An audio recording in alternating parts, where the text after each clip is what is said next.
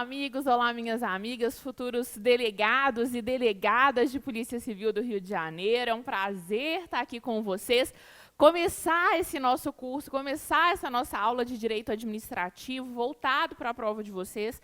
Prova, gente, que sem dúvida nenhuma é uma prova muito importante para a gente aqui do Supremo, né? A gente está há muito tempo, já há algum tempo, já com as turmas específicas de delegado de polícia para a prova do Rio. Com certeza a gente vai ficar com vocês até a aprovação mesmo, a gente vai ficar junto e a gente vai começar essa preparação para quem está começando agora o nosso curso. É um prazer, né? Para quem não me conhece, eu sou a professora Flávia Campos, vou estar com vocês, como eu disse, nessas nossas horas, nessas nossas aulas de Direito Administrativo, com essa função de trazer os principais pontos que eu considero importantes para você da nossa disciplina, levando em consideração, pessoal, só explicando um pouquinho o que eu usei para selecionar os temas que a gente vai trabalhar. Levando em consideração, obviamente, o edital passado, já que a gente ainda está no pré-edital, a gente ainda não tem um edital específico, mas principalmente levando em consideração os examinadores da prova de vocês, que já foram escolhidos, né, que já foram selecionados ao longo de 2019 pela Polícia Civil, né? A Polícia Civil foi divulgando para a gente quem seriam os examinadores. Eu fiz uma análise cuidadosa de cada um dos examinadores que vão fazer parte da banca de vocês. Até então a gente não teve nenhuma modificação. Claro que pode acontecer, né, de agora, há um tempo atrás, foi selecionada a banca. Pode acontecer de ter alguma alteração. Em princípio, não tivemos. Em princípio, são os examinadores que já tinham sido definidos, né, em 2019.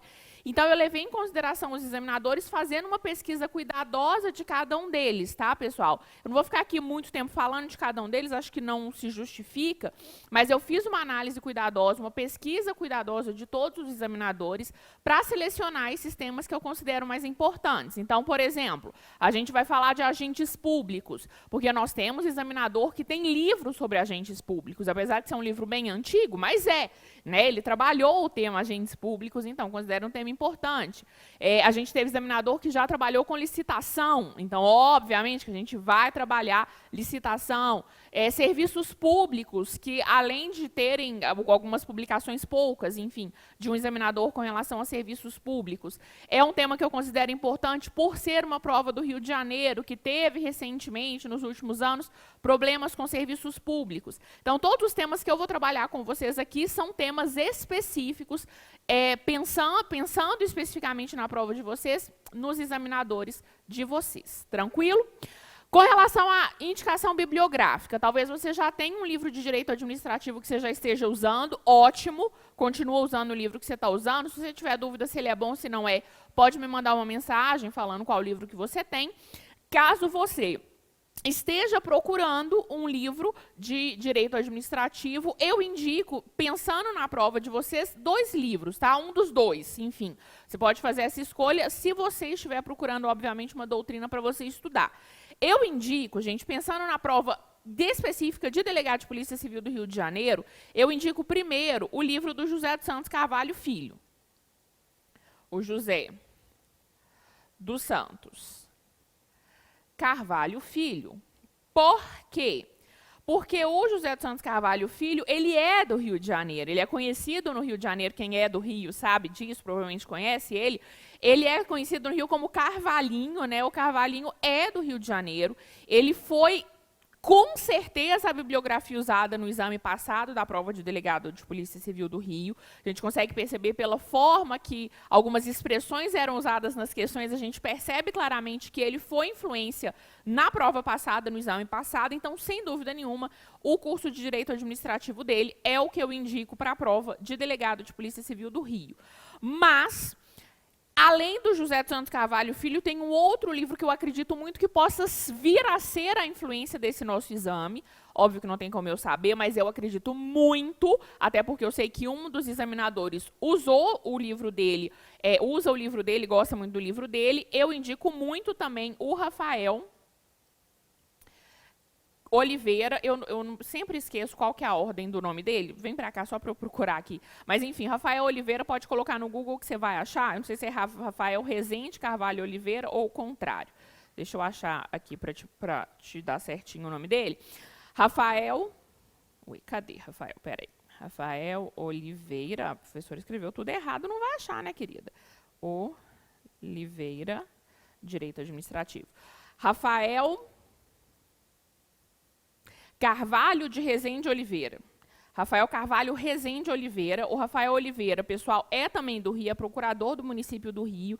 É o livro que eu sempre indico, tá, para as provas de delegado de Polícia Civil do Brasil todo, dos vários cursos, várias turmas que eu já dei, porque é um livro muito didático, eu gosto muito do livro dele, e eu acredito, mais uma vez, que ele possa vir a ser influência, ele possa vir a ser usado pelos examinadores do nosso exame. Pelo fato dele ser do Rio, ele é extremamente importante aí no Rio, é um professor reconhecido no Rio de Janeiro, e eu sei que ele tem essa influência com um dos nossos examinadores. Tranquilo? Então, eu indico esses dois livros. Flávia, dos dois, qual que você usaria? Eu usaria o do Rafael. Eu usaria o do Rafael por quê? Porque ele é mais didático. Ele aprofunda tanto o José dos Santos Carvalho Filho, na verdade, eu acho que ele aprofunda um pouco mais, porque ele, de forma didática e objetiva, ele traz todas as doutrinas, ele traz todas as correntes doutrinárias. O José dos Santos Carvalho Filho, querendo ou não, ele segue mais a dele mesmo, enfim, ele é um autor clássico do direito administrativo. Gosto muito dos dois, eu compraria, se eu fosse você, se estivesse querendo comprar um livro, porque eu sei que muita gente não pode sair comprando livro por aí, mas eu compraria o curso de Direito Administrativo do Rafael. Tranquilo? Mas, mais uma vez, se você tem um livro de Direito Administrativo na sua casa, me manda uma mensagem. Flávia, eu tenho um livro tal, do ano tal, o que você acha? Dá para usar? Acho que não dá para usar? E eu te dou minha opinião sincera. Vou virar para você e falar, olha, tem gente que já recebi uma vez um aluno me mandando um livro acho que era de 2005, e perguntando se ele podia usar. Falei, não pode usar. Um livro de 2005, eu estava entrando na faculdade. Não, mentira, estava quase saindo. Mas, enfim, um livro de 2005, obviamente, muita coisa já mudou de lá para cá. Mas me manda, então, quem é o autor e o ano, que eu te dou minha opinião sincera, eu te falo se dá para você usar, porque eu sei que a gente não consegue ficar gastando dinheiro assim, comprando stand de livro. Tranquilo? Bora lá? Vamos começar, então, mais uma vez, pessoal.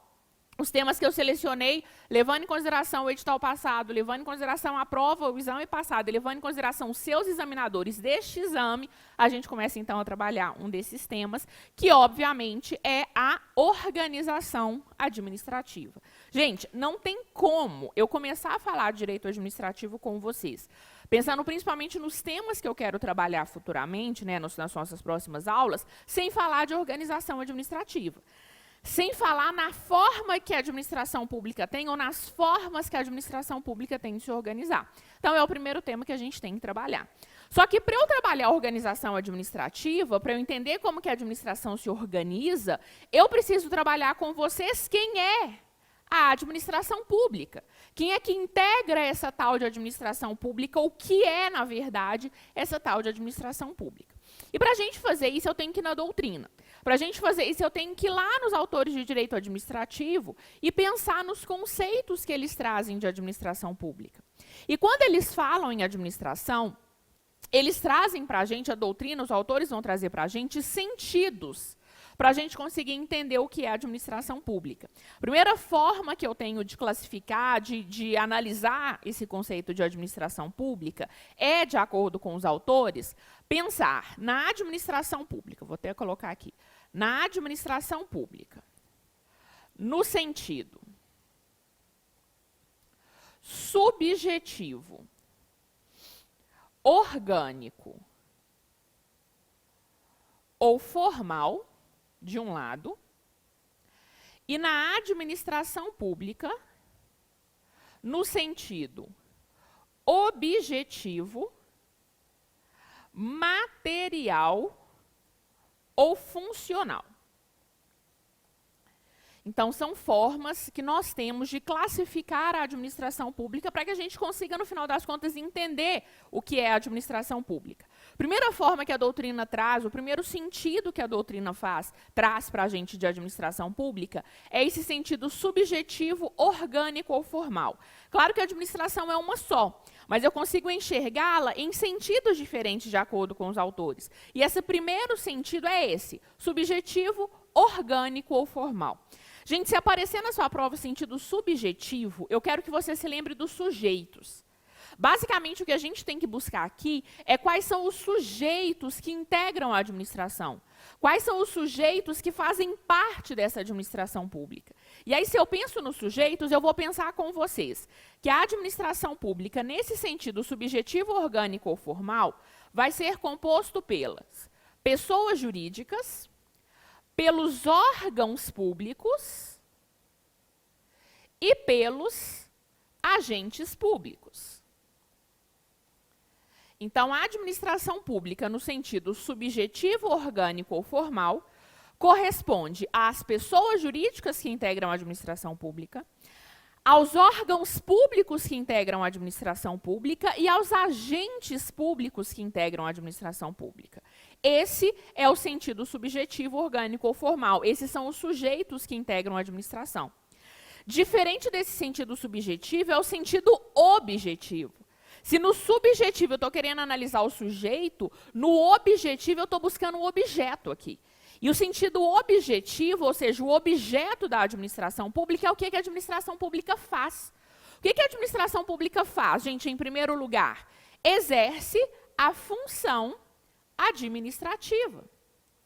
Então, a administração pública, no sentido objetivo, material ou funcional, é o exercício dessa função administrativa. A prestação de serviço público, o exercício do poder de polícia, as formas de intervenção que a administração pública tem, as formas de fomento que a administração pública tem para ajudar os particulares, isso tudo, determinados, né, particulares, isso tudo é o que nós chamamos de função administrativa. Então, essas pessoas jurídicas, esses órgãos públicos e esses agentes públicos exercem essa função administrativa. Eu consigo pensar no conceito de administração pública, então, pensando nesses sentidos. Pessoas jurídicas, órgãos públicos e agentes públicos que exercem a função administrativa.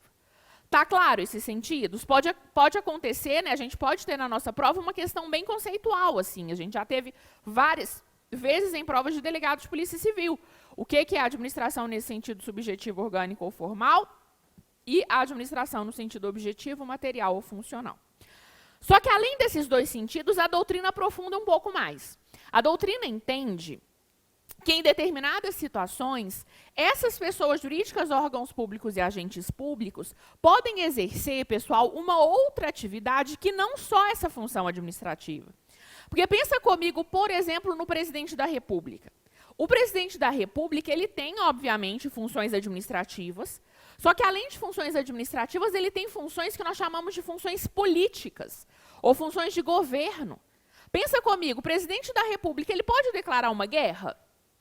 Tudo bem, com consentimento lá do legislativo, seguindo as normas lá do direito constitucional. Mas ele pode declarar uma guerra, previsto lá na Constituição? Pode.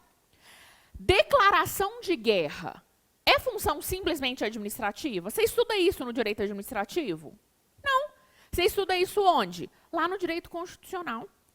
Presidente da República, governador, vamos pensar no governador que vai ser seu chefe daqui a poucos meses, quando você estiver num cargo de delegado de polícia lá no Rio, ou delegada de polícia lá no Rio. O governador de estado, o governador exerce, obviamente, funções administrativas, claro, mas ele exerce também outras funções que nós chamamos de funções políticas. O governador pode vetar uma lei.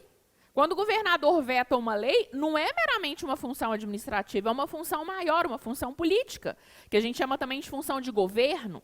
Então, pensando nisso, entendendo que existem certos agentes públicos, dentro de órgãos públicos, dentro de pessoas jurídicas, ou seja, dentro desse conceito subjetivo da administração, que exerce outras funções que não só funções administrativas, a doutrina classifica a administração de uma outra maneira. A doutrina vai classificar essa administração pública, vou colocar numa cor diferente aqui, a doutrina vai classificar essa administração pública em um sentido amplo, ou então em um sentido estrito. Um sentido estrito ou um sentido restrito. O que seria essa administração pública nesse sentido amplo? Pensar de forma ampla nessas funções que eu posso ter nesse exercício desses agentes, de determinados agentes públicos. Então, a administração pública, em um sentido amplo, corresponderia, de acordo com a doutrina, ao exercício da função administrativa, mais o exercício da função política, ou função de governo. Então, a administração, quando exerce funções administrativas e também exerce funções políticas ou de governo, eu tenho uma administração no sentido amplo. Ao passo que a administração pública, no sentido estrito, seria apenas o exercício da função administrativa. Seria apenas o exercício disso que a gente estuda aqui no direito administrativo, tirando, né, deixando de um lado a função política ou função de governo. Tá claro isso? Função ampla, eu vou ampliar mais. Função estrita, sentido amplo, né, eu vou ampliar mais. Sentido estrito, eu vou pensar só na função administrativa. Para a gente finalizar esse conceito e passar para o próximo tópico, eu quero só que você tome o seguinte cuidado. Esses sentidos, eles podem ser juntados em uma questão. Então, a gente já teve várias questões, por exemplo, que traziam um conceito da administração pública no sentido subjetivo amplo. O que é administração pública no sentido subjetivo amplo? Olha lá no quadro comigo. A administração no sentido subjetivo amplo corresponderia, subjetivo amplo, vai corresponder às pessoas jurídicas, órgãos públicos e agentes públicos que exercem a função administrativa e a função política ou função de governo. Ao passo que pode aparecer na sua prova, vou colocar aqui no marca-texto numa outra cor, pode aparecer na sua prova a administração pública no sentido subjetivo, né, ou orgânico ou formal, enfim, no sentido estrito. O que seria administração pública no sentido subjetivo estrito? As pessoas jurídicas, órgãos públicos e agentes públicos que exercem a função administrativa. Tá claro quando a gente coloca esses dois conceitos, essas duas formas de classificar juntas? Tá beleza? Tá tranquilo? Então tá. Então, quando eu penso em você, agora então te trazendo um porquê que a gente está trabalhando isso tudo, quando eu penso em você, delegado ou delegada de polícia, eu estou pensando em você dentro desse conceito de administração pública. Quando eu penso em você, eu estou pensando no seguinte, deixa eu voltar aqui para eu ter um espacinho. Eu estou pensando no seguinte, eu estou pensando em você, delegado ou delegada de polícia civil, agentes públicos, está lá no conceito, trabalhando dentro de um órgão público, Polícia Civil do Rio de Janeiro, órgão público, Polícia Civil, dentro de uma pessoa jurídica, Estado do Rio de Janeiro.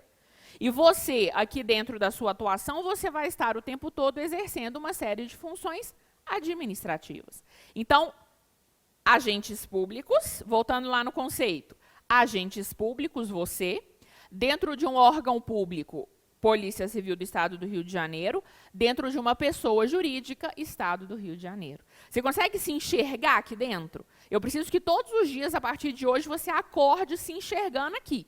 Você acorde se enxergando nesse conceito de administração. Daqui a poucos meses você vai estar nesse lugar e você já tem que começar a chamar coisa boa para você e já começar a se imaginar dessa maneira. Tranquilo? Bora então trabalhar essa administração pública da qual você faz parte? Vamos trabalhar então. Entendido esses conceitos de administração, eu passo para um segundo tópico dentro de organização administrativa, que é a análise da chamada desconcentração e da chamada descentralização. O que é desconcentração, o que é descentralização? Gente, tanto um quanto o outro são formas que a administração pública tem de se organizar.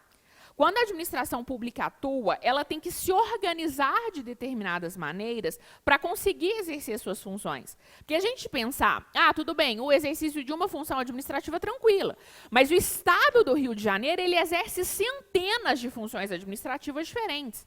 O Estado do Rio de Janeiro, ele tem uma série de atividades para tomar conta. Então, ele tem que se organizar para que ele consiga exercer tudo de forma satisfatória. É a organização administrativa.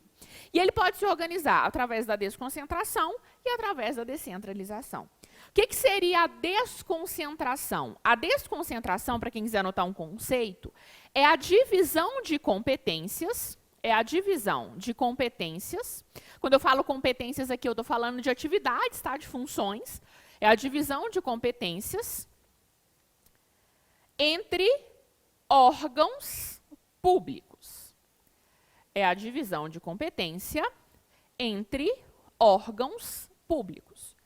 Então, quando a pessoa jurídica, pensando no exemplo do Estado do Rio de Janeiro, quando a pessoa jurídica, Estado do Rio de Janeiro, ela se divide internamente em órgãos públicos e vai passando para esses órgãos públicos determinadas atividades, ela está se desconcentrando. Então, a desconcentração é essa divisão de competências entre órgãos públicos. A gente tem uma dica boba que a gente aprende lá no começo da faculdade, quando a gente começa a estudar direito administrativo, que é lembrar desse O de desconcentração. Quando a gente pensa em desconcentração, esse O vai te mostrar que são órgãos públicos. Então, esses órgãos públicos, eles são fruto, né, eles são produto dessa chamada desconcentração. Então, você vai trabalhar dentro de um órgão, Polícia Civil do Estado do Rio de Janeiro. Essa Polícia Civil do Estado do Rio de Janeiro, ela é objeto do quê? Da desconcentração. Ela surgiu por quê? Porque o Estado se desconcentrou, ele precisava de um órgão específico para exercer determinadas funções de Polícia Civil, criou, então, o órgão Polícia Civil do Estado do Rio de Janeiro. Tranquilo? Beleza. Então, desconcentração, divisão de competências entre órgãos públicos. Diferente da desconcentração é a chamada descentralização. Na descentralização, já que lá na desconcentração a gente levava em consideração o O, a gente aqui na descentralização vai levar em consideração esse E de descentralização. O que é a descentralização? Flávia, para eu anotar um conceito aqui no meu caderno. Pode colocar o seguinte: a descentralização é a transferência de competências, para outras entidades. É a transferência de competências para outras entidades. E aí aqui você pode colocar, depois de entidades, entre parênteses, pessoa jurídica. Quando eu falo em entidade aqui no direito administrativo, eu estou falando de pessoa jurídica. Eu estou dizendo que a administração pública, ela se organiza em determinadas situações, transferindo determinadas competências, determinadas atividades, para uma outra pessoa jurídica. E quando ela faz isso, quando ela passa para uma outra pessoa jurídica, nós temos o que nós chamamos de descentralização. Então, por exemplo, voltando aqui no nosso desenho, todas as vezes que o Estado do Rio de Janeiro, a gente viu, ele se divide internamente nesses órgãos públicos, ele está desconcentrando, vimos isso. Só que pode acontecer de, em determinadas situações, o Estado do Rio de Janeiro decidir que ele quer passar uma determinada atividade para uma outra pessoa jurídica. Ele não quer simplesmente criar um órgão público ali dentro da pessoa jurídica, internamente, e transferir uma atividade, não. Ele quer que uma outra pessoa jurídica, uma outra entidade exerça uma determinada atividade. E quando ele faz isso, quando ele transfere uma atividade, que até então era aqui do Estado do Rio de Janeiro, e ele transfere para uma outra pessoa jurídica, ele está se descentralizando. Quando ele se descentraliza, então, ele transfere uma atividade para uma outra entidade, para uma outra pessoa jurídica. É o conceito de descentralização. Qual que é o cuidado que eu preciso que você tenha aqui? A descentralização, ela não acontece de uma maneira só. Eu tenho várias formas ou vários conceitos dentro do direito administrativo para essa chamada descentralização, para explicar o que a administração pública está fazendo quando ela se descentraliza. Eu preciso que você entenda todas essas formas de descentralização para você não se confundir na hora da prova. Então, pode ficar aqui comigo, vou só abrir um espacinho aqui. Eu quero colocar aqui para vocês, eu quero analisar aqui com vocês algumas formas de descentralização. Como eu te disse, a administração pública, ela não se descentraliza de uma forma só, então eu quero analisar com vocês essas formas que a administração pública tem de descentralizar, essas formas que a administração pública tem de transferir atividades para uma outra pessoa jurídica. Vamos fazer isso? Vamos lá. Primeira forma, gente, que a administração pública tem de se descentralizar é através daquilo que nós chamamos de administração pública indireta.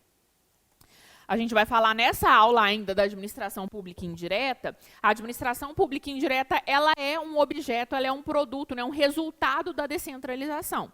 A administração indireta, ela basicamente vai acontecer quando a administração direta, quem é que faz parte da administração direta? Os entes federativos e os seus respectivos órgãos, né? Então, União, Estado, Distrito Federal, municípios e os seus órgãos internos.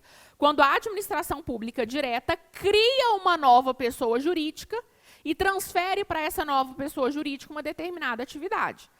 Então, a administração indireta, ela é sempre uma nova pessoa jurídica. Ela é sempre uma nova pessoa jurídica que foi criada pelo ente federativo, pelo Estado do Rio de Janeiro, por exemplo, e essa nova pessoa jurídica exerce uma determinada atividade. Então, quando a gente for falar de autarquia, quando a gente for falar de empresas públicas, sociedades de economia mista, fundações públicas, todas essas são objeto dessa descentralização, porque fazem parte da chamada administração pública indireta.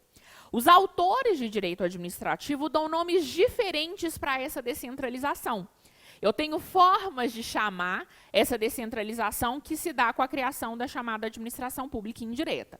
Quais são essas formas? Eu quero colocar todas no seu caderno, porque a gente não sabe o que vai cair. Então, quais são essas formas que eu tenho de nomear essa descentralização que se dá com a criação das entidades que integram a administração indireta, que a gente vai trabalhar muito ainda. O Eli Lopes Meirelles, ele chama essa descentralização de descentralização por outorga. Claro que não vai aparecer na sua prova. O Eli Lopes Meirelles fala isso, isso e isso. Vai aparecer sem autor nem nada. Estou só te mostrando que são autores diferentes que trazem nomes diferentes. O Eli Lopes Meirelles, que é um autor super importante, era, né, porque ele já faleceu, mas era um autor super importante no direito administrativo e continua sendo usado, influenciando o direito administrativo. Ele chamava essa descentralização que cria entidades da administração indireta de descentralização por outorga. Para ele, eu crio uma pessoa jurídica e outorgo para ela uma determinada atividade. A Maria Silvia Zanella de Pietro, que também é uma autora extremamente importante no direito administrativo, traz outros nomes. Ela chama essa descentralização de descentralização por serviço. Fala que eu também posso chamar essa descentralização de descentralização técnica ou descentralização funcional. Então, descentralização por serviço, descentralização técnica ou descentralização funcional é essa mesma coisa. A administração direta criando uma entidade da administração indireta. E o José dos Santos Carvalho Filho, o Carvalhinho, que já te disse é super importante no direito administrativo, chama essa descentralização de descentralização legal. O nome dele é mais simples porque ele fala que todas as entidades da administração indireta precisam de uma lei. Seja uma lei criando, seja uma lei autorizando. A gente vai falar disso mais para frente. Então, essa descentralização é o que ele chama de descentralização legal. Tranquilo? Beleza. Além dessa criação das entidades da administração indireta, existe uma outra forma de descentralizar que vai acontecer quando a administração ela não cria pessoa jurídica nenhuma. Vai acontecer quando a administração direta ela transfere uma atividade para uma pessoa jurídica que já existe. Ela vai transferir uma atividade para aquilo que a gente vai trabalhar futuramente ainda, que são concessionárias ou permissionárias de serviço público. Concessionárias ou permissionárias de serviço público. Gente, o que acontece? E a gente vai trabalhar com bastante cuidado isso mais para frente. Em determinadas situações, a administração direta, vou te dar o exemplo do Rio de Janeiro, tá? A administração direta, Estado do Rio de Janeiro, ela decide que ela não quer exercer uma determinada atividade ela própria. E ela não quer criar uma nova pessoa jurídica para pertencer à administração indireta para fazer isso. Ela quer simplesmente fazer uma licitação, firmar um contrato de concessão de serviço público e transferir a execução daquela atividade em virtude desse contrato para o que a gente vai chamar de concessionária de serviço público, que é uma pessoa jurídica da iniciativa privada, que não tem nada a ver com a administração, não faz parte da administração pública, mas que, em virtude de um contrato administrativo de concessão de serviço público, durante determinado tempo vai prestar um determinado serviço. A gente tem, por exemplo, no município do Rio de Janeiro, uma série de concessões de serviço público naquelas linhas todas, amarela, vermelha, barará, barará. Várias dessas linhas são objetos de delegação de serviço público, são concessionárias de serviço público que prestam o serviço. Tanto que a gente teve em 2019, eu falo um pouco mais disso quando a gente for falar de serviços públicos, a gente teve em 2019 um problema, um conflito entre o prefeito do Rio de Janeiro e uma dessas concessionárias de serviço público, de uma dessas linhas que eu esqueci qual é, que não estava prestando serviço direito, estava cobrando muito de pedágio, e aí, no final das contas, terminou-se esse contrato de concessão por causa disso. Isso é o quê? É uma forma de descentralização transferir uma atividade para uma concessionária, para uma permissionária, que é aquela que firma um contrato de permissão de serviço público? Sim. Só que eu não estou criando ninguém, aquela pessoa jurídica já existia lá na iniciativa privada, atuava lá na iniciativa privada, em virtude desse contrato que eu, administração, firmo com ela, eu estou descentralizando também uma determinada atividade. Qual é o nome que a doutrina traz para a gente para essa forma de descentralização? A mesma coisa, o Eli Lopes traz um nome, Maria Silvia traz outro, José dos Santos Carvalho Filho traz outro. Qual que é o nome que o Eli Lopes Meirelles traz para essa forma de descentralização? Ele chama ela de descentralização por delegação. É uma das formas mais usadas, uma das nomenclaturas mais usadas aqui, porque, de fato, essas concessionárias e permissionárias de serviço público, elas recebem a delegação de um serviço público. Então, o Eli Lopes Meirelles chama de descentralização por delegação. Pode aparecer na sua prova o nome que a Maria Silvia traz. A Maria Silvia chama essa descentralização de descentralização por colaboração. Talvez é um dos que menos apareça, mas pode aparecer na sua prova. Eu quero pensar tudo que pode aparecer na sua prova. Descentralização por colaboração é isso também, essa delegação de um determinado serviço público. E o José dos Santos Carvalho Filho também traz o nome dele, ele chama de descentralização negocial.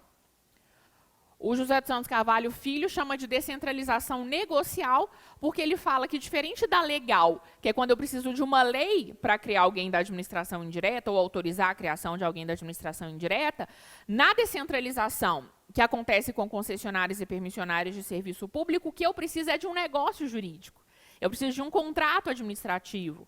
Se a gente fosse pensar numa autorização de serviço público, e eu falo disso mais para frente, eu precisaria de um ato administrativo. Então, eu preciso de um negócio jurídico, por isso ele chama de descentralização negocial. Tá claro, gente? Então, descentralização por outorga, por serviço, técnica, funcional ou descentralização legal, eu tenho a administração pública indireta. Estou criando uma pessoa jurídica e passando para ela uma determinada atividade. Ao passo que descentralização por delegação, por colaboração ou negocial, eu não estou criando pessoa jurídica nenhuma, porque a pessoa jurídica já existia lá na iniciativa privada, eu, administração pública, estou delegando simplesmente a prestação de um serviço público. Para finalizar esse bloco, a gente pular para o próximo, só quero que você coloque 2 observações no seu caderno, porque eu tenho outras 2 descentralizações que podem aparecer para você em prova. 2 descentralizações aqui do direito, na verdade eu vou pôr 3, vai, para ficar bem completinho. 2 do direito administrativo e uma do constitucional. Eu tenho outras formas, outros nomes de descentralização também que podem aparecer na sua prova. A primeira delas, primeira observação aqui, então, é uma terceira forma de descentralização que a Maria Silvia Zanella de Pietro traz para a gente. A Maria Silvia fala aqui, eu tenho essa descentralização da administração indireta, eu tenho essa descentralização de concessionárias, permissionárias de serviço público, e eu tenho também o que ela chama de descentralização geográfica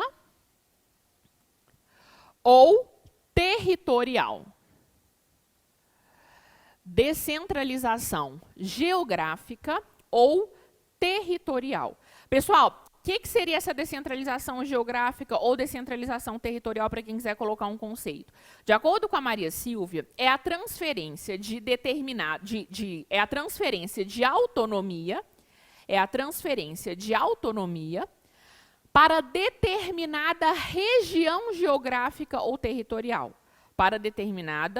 É a transferência de autonomia para determinada região geográfica ou territorial. A Maria Silvia fala que pode acontecer, às vezes, isso acontece muito em determinados países europeus, pode acontecer de, em determinadas situações, uma região geográfica receber uma autonomia. Por que isso acontece muito na Europa? Porque vários países da Europa não têm municípios. Porque município aqui, para a gente, é uma pessoa jurídica. Então, não discute isso aqui de descentralização. O município está lá na administração direta. Mas lá na Europa tem vários países que não têm municípios. Eles se dividem em regiões e essas regiões geográficas recebem uma certa autonomia para atuar ali dentro daquela região. Aqui no Brasil existe constitucionalmente uma possibilidade de descentralização geográfica, que é a criação de quê, gente? Dos territórios federais. Quando a Constituição traz essa possibilidade da criação de um território federal, esse território, nessa região, ela recebe uma autonomia. Seria o exemplo brasileiro, né, vamos dizer assim, que a Maria Silvia traz para a descentralização geográfica ou territorial. Hoje não temos nenhuma, mas a gente já teve, né, territórios federais, que seria objeto, então, de descentralização geográfica ou descentralização territorial. Outra forma, outro nome de descentralização que pode aparecer para a gente em prova é a chamada descentralização social. Esse já é um conceito novo, mais moderno que a gente tem no direito administrativo. Por quê?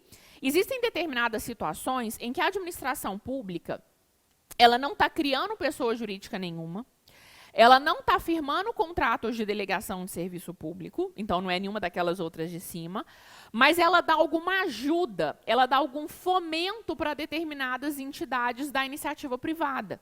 Aquelas chamadas organizações sociais, organizações da sociedade civil de interesse público, o Sistema S, né, que são serviços sociais autônomos, SESI, SESC, etc, etc.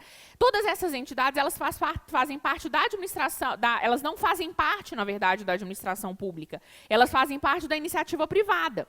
Elas não fazem parte nem da administração direta nem indireta, mas elas recebem ajuda da administração, elas recebem fomento. Seria a descentralização social. Então, a descentralização social, para quem quiser colocar um conceito, seria o fomento dado pela administração pública, fomento é ajuda, tá, gente? O fomento dado pela administração pública a determinadas pessoas jurídicas de direito privado sem fins lucrativos. A pessoas jurídicas de direito privado sem fins lucrativos. Quando a administração ela ajuda, quando a administração ela dá esse fomento para determinadas categorias da iniciativa privada, pessoas jurídicas de direito privado sem fins lucrativos, ela está descentralizando de alguma maneira funções sociais, né? E a doutrina chama de descentralização social. E aí uma terceira que, na verdade, nem tem a ver com direito administrativo, é lá do direito constitucional, mas só para você não se confundir, lá no direito constitucional existe uma forma de descentralização que é a chamada descentralização política. O que é a descentralização política, gente? É a divisão de competências entre os entes federativos, que você estuda lá no direito constitucional. Lá no Constitucional eu tenho quais são as competências da União, quais são as competências dos estados, dos municípios. Isso é uma descentralização política. Eu descentralizo, né, eu divido entre essas pessoas jurídicas, União, Estados, Distrito Federal, municípios, determinadas competências politicamente, previsões constitucionais, inclusive. Tranquilo? Tá claro todas essas formas de descentralização? Beleza. Então, o que a gente está pensando? O que a gente veio pensando no nosso primeiro bloco?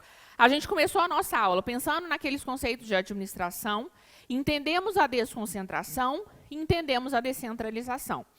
Vou ficar com vocês primeiro lá na desconcentração. Quero analisar com vocês, dentro dessas formas de organização administrativa, aquilo que nós chamamos de órgãos públicos. Os órgãos públicos, pessoal, são extremamente importantes para a gente porque você atua num órgão público, você vai atuar, né, daqui a poucos meses, se Deus quiser. Fala seu amém aí na sua casa, parecendo o culto, né? Fala seu amém aí na sua casa. Daqui a pouco tempo você vai estar atuando em um órgão público. Qual órgão público? Polícia Civil do Estado do Rio de Janeiro. Como um agente público, como um delegado ou delegada de polícia. Então, órgãos públicos é um tema importante, a gente precisa entender esses órgãos públicos e algumas características desses órgãos públicos. Vamos colocar um conceito no seu caderno? Para ficar claro, para ficar tranquilo, coloque o seguinte conceito aí no seu caderno de órgãos públicos. Órgãos públicos são divisões internas de competência,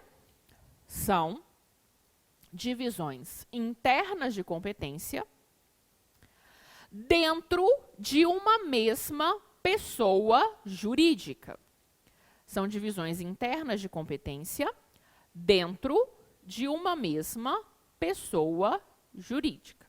Pessoal, o órgão público, ele é uma divisão interna de competências que vai existir dentro de uma determinada pessoa jurídica.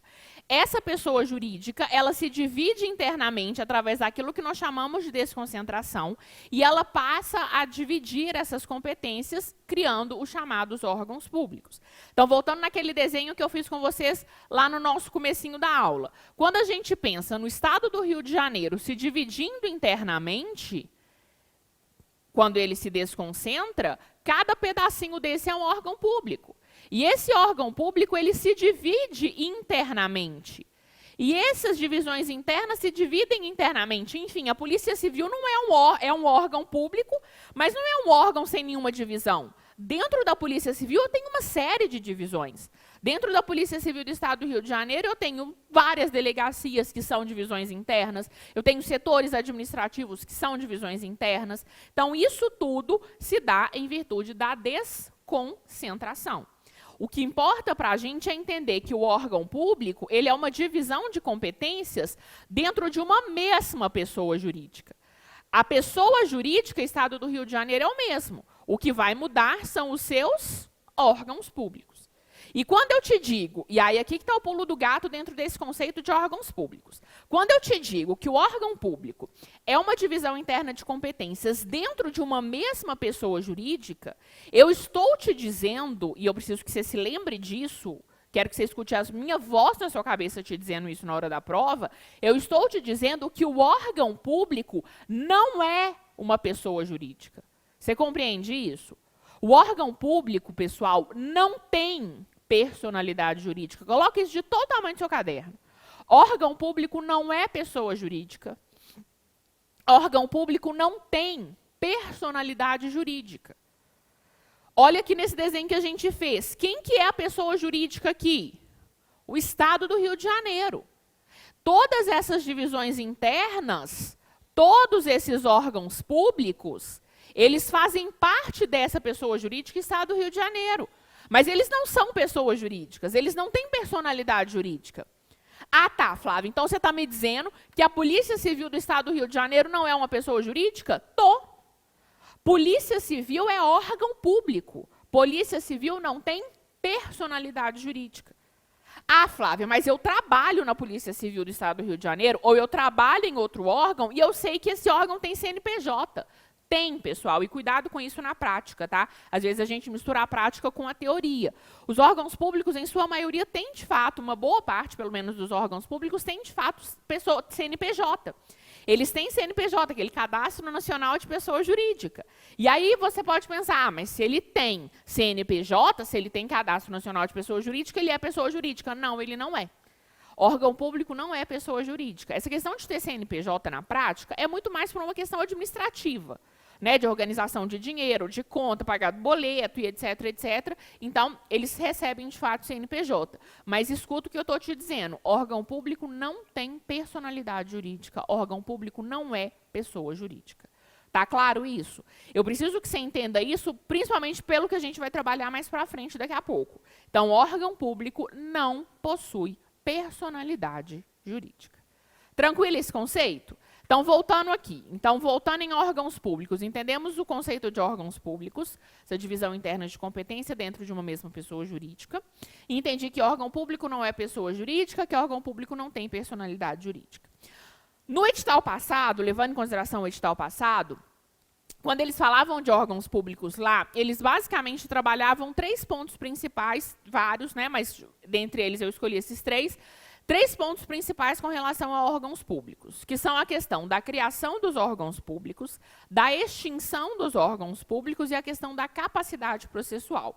Quero trabalhar esses 3 pontos com vocês. Tranquilo? Então, eu até tinha colocado aqui, né? Criação, extinção e capacidade processual. Vamos entender primeiro a criação, pessoal. Criação de órgãos públicos. Pode colocar o seguinte no seu caderno. Em regra, os órgãos públicos são criados por lei. Em regra, os órgãos públicos são criados por lei. O que significa dizer que, em regra, os órgãos públicos são criados por lei? Significa dizer que eu não posso criar um órgão público através de um simples ato administrativo. O governador do Estado do Rio de Janeiro, ele não pode simplesmente editar um decreto e criar um determinado órgão público.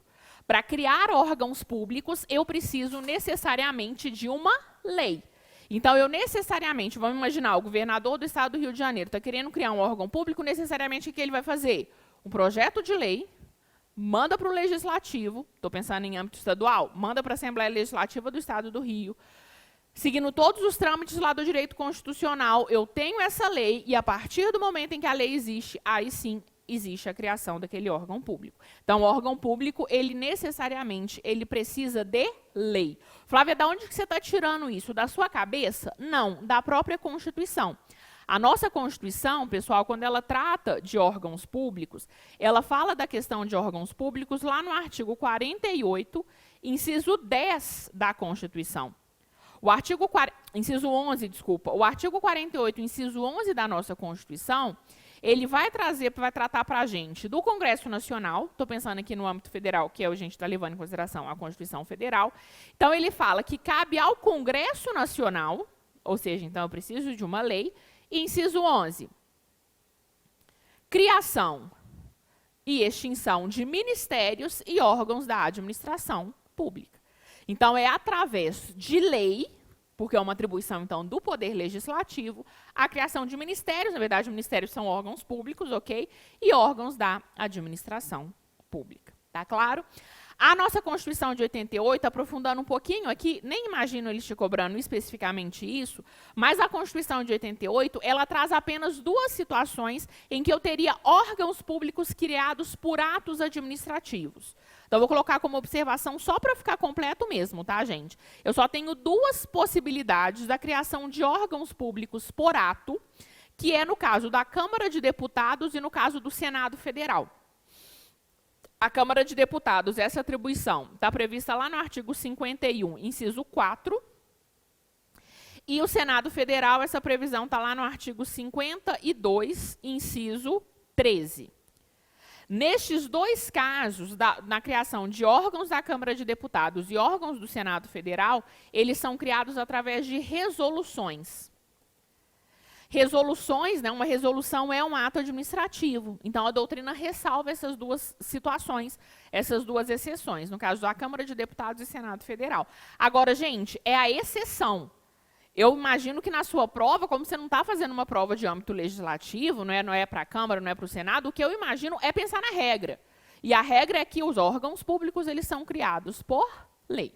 Se aparecer especificamente esses dois casos, criação de órgãos da Câmara de Deputados ou criação de órgãos do Senado Federal, aí sim eu tenho exceção, é por ato administrativo, porque é através de resolução.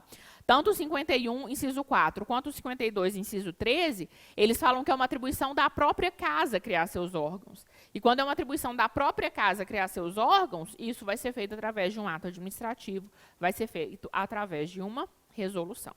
Tranquilo? E aí eu te pergunto o seguinte, se eu estou te dizendo que os órgãos públicos, eles são criados em regra por lei, como que esses órgãos públicos são extintos, gente?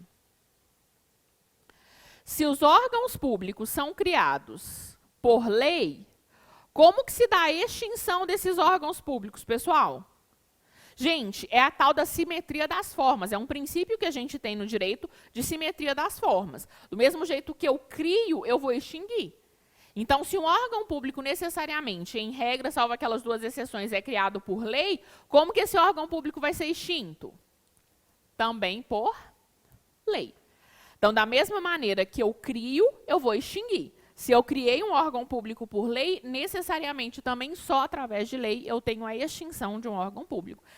Então, eu tenho uma criação por lei. Então, né, aquela história, o governador do estado do Rio de Janeiro quer criar um órgão, o que ele faz? Projeto de lei, manda para o legislativo para que ele tenha essa lei com essa criação desse órgão público, mesma coisa se ele quiser extinguir. Aí ele está a fim de extinguir um determinado órgão público. Beleza, governador, mesmo trâmite. Projeto de lei, manda lá para o legislativo, manda para a Assembleia, a partir do momento em que a lei estiver ok, aquele órgão público deixa de existir. Fechado? Tranquilo? Beleza. E o último ponto que eu disse para vocês que eu queria trabalhar, porque estava expresso no edital passado, não sei como vai estar nesse edital agora, mas que é importante para a gente com relação a órgãos públicos, é a questão da capacidade processual. Vou te explicar por quê, vou criar esse raciocínio aqui com você. Então, o último ponto dentro de órgãos públicos, capacidade processual. Pessoal, o que acontece? Quando a gente fala de órgãos públicos, eu deixei muito claro para vocês que o órgão público não tem personalidade jurídica, que o órgão público não é pessoa jurídica, que ele é só uma divisão interna dentro de uma pessoa jurídica. E se ele não é pessoa jurídica, a dúvida que surge em seguida é o seguinte: o órgão público pode ser parte em uma ação judicial? O órgão público tem capacidade processual, pessoal? Rimou, né? Tem capacidade processual, pessoal? O órgão público, gente, ele pode ser parte de uma ação? Pensa comigo no seguinte: antes de eu ir lá no Código de Processo Civil, apesar de eu saber que você não gosta muito desse processo civil, eu também não, mas a gente tem que ir lá. Antes da gente, enfim, aprofundar e colocar no seu caderno a resposta, pensa comigo o seguinte. A gente vai trabalhar, inclusive, isso mais para frente. Imagina que Maria está atravessando a rua e é atropelada por uma viatura da Polícia Civil do Estado do Rio de Janeiro. Tá? Então, Maria estava lá, de boa, atravessando a rua, foi atropelada por um carro da Polícia Civil do Estado do Rio de Janeiro. Quebrou um braço e quebrou uma perna. Ela quer pedir uma indenização, porque ela vai ficar sei lá quanto tempo sem trabalhar. Maria, pessoal, ela vai ajuizar essa ação de indenização. Letra A, em face do Zezinho, que é quem estava dirigindo aquela viatura. Letra B, em face da Polícia Civil do Estado do Rio de Janeiro. Ou letra C, em face do Estado do Rio de Janeiro. Vou excluir uma aqui com você, tá? Eu já te adianto que não é em face do Zezinho. Não é em face do Zezinho, porque o Zezinho ele só responde depois numa ação de regresso. Eu falo disso com vocês mais para frente. Então, fico com a B e com a C. Ela vai ajuizar ação em face da Polícia Civil do Estado do Rio de Janeiro, que eu te falei que é órgão público, que eu te falei que não tem personalidade jurídica, então, ou em face do Estado do Rio de Janeiro. Gente, em face do Estado do Rio de Janeiro. Por quê? Porque a Polícia Civil não tem capacidade processual em regra. Porque a Polícia Civil ela é um órgão público. Dá uma olhada comigo lá no artigo 70 do Código de Processo Civil. O óbvio que o Código de Processo Civil não cai para você aqui, mas só para a gente ter uma ideia, o artigo 70 ele fala de capacidade processual. E aí ele fala o seguinte, artigo 70, toda pessoa que se encontre no exercício de seus direitos tem capacidade para estar em juízo. Toda pessoa, deixei grifada a parte importante aqui para a gente, toda pessoa que se encontre no exercício de seus direitos tem capacidade para estar em juízo, ou seja, tem capacidade processual. Órgão público é pessoa? Não. Então, órgão público, em regra, tem capacidade processual? Não. O órgão público, pode colocar isso no seu caderno, em regra, não tem capacidade processual. O órgão público, em regra, não tem capacidade para estar em juízo. Gente, o órgão público, em regra, ele não é parte em uma ação judicial. Em regra, se eu quero discutir alguma coisa que aconteceu, uma relação minha, né, com a Polícia Civil do Estado do Rio de Janeiro, eu vou ajuizar essa ação em face do Estado do Rio de Janeiro. Porque é o Estado do Rio de Janeiro que tem personalidade jurídica, que é a pessoa jurídica. Órgão público, não. Órgão público não tem capacidade processual, em regra. Tá claro? Então, a Polícia Civil do Estado do Rio de Janeiro, em regra, não vai ter capacidade processual. Só que, do mesmo jeito que eu tenho a regra, eu tenho exceção. Aqui eu tenho duas exceções que eu considero importantes para a gente. A primeira exceção, então vou colocar aqui, né, as exceções. A primeira exceção, que eu acho que tem uma importância aqui muito mais para a gente entender outros pontos, outros assuntos dentro do direito, até mesmo fora do direito administrativo, é aquela possibilidade de um órgão público ser parte em uma ação judicial quando a lei determinar. Se a lei determinar que um certo órgão público vai ser parte em uma ação judicial, quem sou eu para discutir alguma coisa? Então, se a lei determinar que um determinado órgão público pode, por exemplo, ajuizar uma ação, beleza, a lei está dizendo isso. Flávia, me dá um exemplo. Te dou um exemplo que não tem nada a ver com direito administrativo, mas que você entende muito bem. Na verdade, você entende muito mais que eu. Ministério Público em ações penais. O Ministério Público, gente, ele é órgão público. O Ministério Público é um órgão. Pensando no Ministério Público Estadual, ele é um órgão do Estado do Rio de Janeiro. Mas o Ministério Público ele pode ajuizar determinadas ações, ou ele até deve, né, às vezes, em determinadas situações, ajuizar certas ações penais. Você sabe até mais que o nome, né? Ação penal pública, né? Pública, ou então a pública, que é do Ministério Público, pública, que depois pode ser o particular, enfim, você sabe esse negócio aí? Não tem a tal da ação penal pública lá, que é o Ministério Público, que é o autor? Sim. Ué, mas o Ministério Público é órgão, ele vai ser parte em uma ação judicial, ele vai ter capacidade processual? Sim, porque a lei trouxe essa previsão. Porque lá no processo penal, no penal, eu tenho essa previsão de que o Ministério Público vai ser parte em determinada ação. Te dou exemplos aqui dentro do direito administrativo, ação de improbidade administrativa. A ação de improbidade administrativa, ela tem duas pessoas, não vou nem usar pessoas, né, porque na verdade não são pessoas, tem dois sujeitos que podem ser autores da ação de improbidade administrativa. A pessoa jurídica interessada, beleza, né, quem sofreu aquele ato de improbidade, a União, o Estado, o Distrito Federal, o município, ou o Ministério Público. O Ministério Público pode ajuizar ações civis de improbidade administrativa. Por quê? Porque a lei trouxe essa previsão. Está lá no artigo 17 da Lei 8429, que é a Lei de Improbidade Administrativa. Terceiro e último exemplo, só para ficar completinho o nosso raciocínio, a ação civil pública. A ação civil pública, além de poder ser ajuizada por certas pessoas jurídicas que estão previstas, né, lá na Lei 7.247, que é a Lei de Ação Civil Pública, ela pode ser ajuizada pelo Ministério Público, órgão público, pode ser ajuizada pela Defensoria Pública, órgão público. Por quê? Porque a Lei 7.247, que é a Lei da Ação Civil Pública, trouxe essa possibilidade. Tá tranquilo? Tá claro essa primeira exceção? Beleza.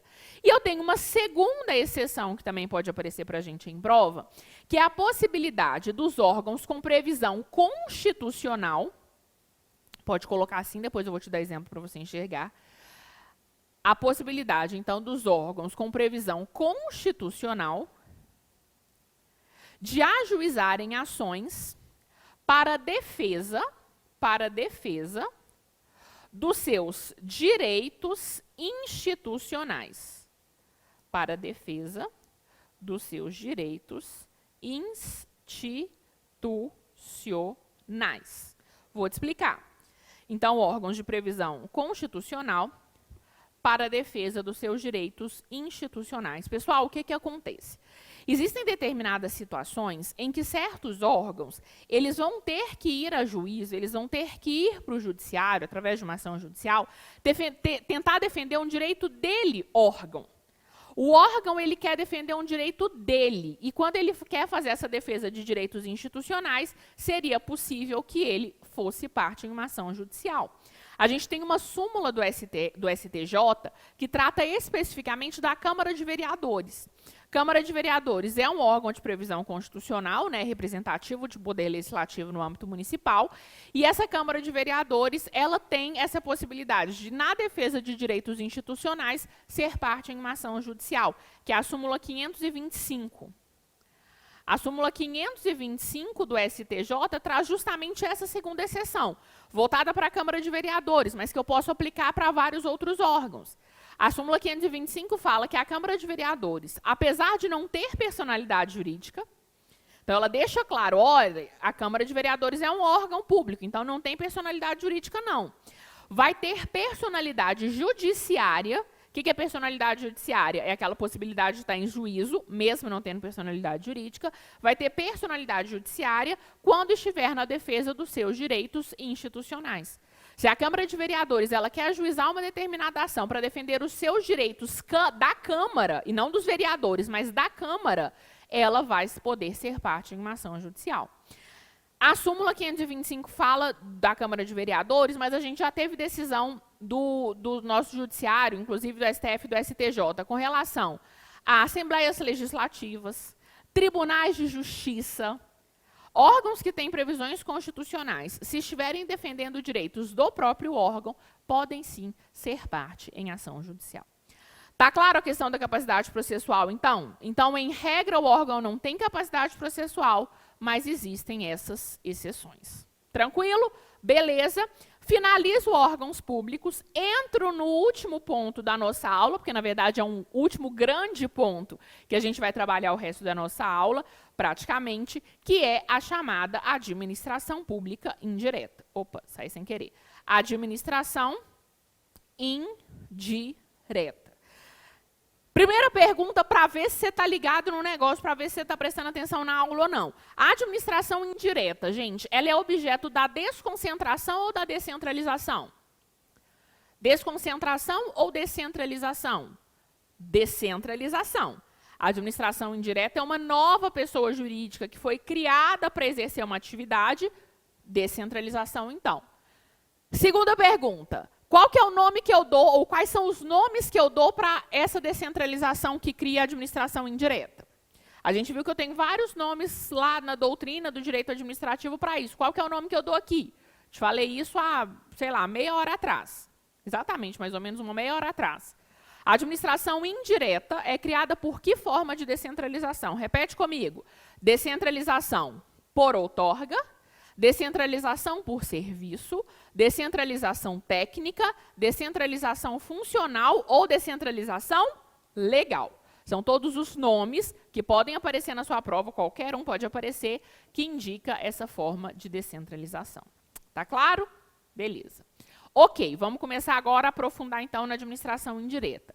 Quem é que faz parte da administração indireta, gente? A administração indireta sempre é criada pela administração direta, né? Então, uma entidade da administração direta, União, o Estado, o Distrito Federal, o município, cria uma nova pessoa jurídica que faz parte dessa administração indireta. Beleza. Quem faz parte dessa administração indireta? 4 pessoas jurídicas em princípio. 4 pessoas jurídicas que integram a chamada administração indireta. Quais são elas? Autarquias, empresas públicas,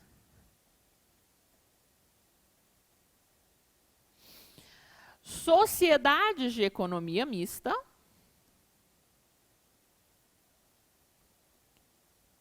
e fundações públicas.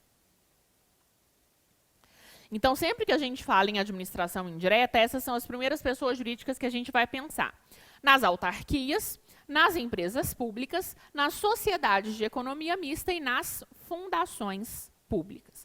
São as entidades, então, todas elas são pessoas jurídicas, têm personalidade jurídica, porque, como eu te disse, são objetos de descentralização, que são criadas pela administração direta e, portanto, fazem parte da administração indireta. A gente vai ficar nesse nosso resto de aula trabalhando cada uma dessas entidades. Vou falar de autarquia, empresa pública, sociedade de economia mista e fundação. Antes de entrar especificamente em uma delas, a gente vai começar falando de autarquias daqui a pouco, eu quero só que você faça uma observação no seu caderno. Quero que você coloque uma observação no seu caderno.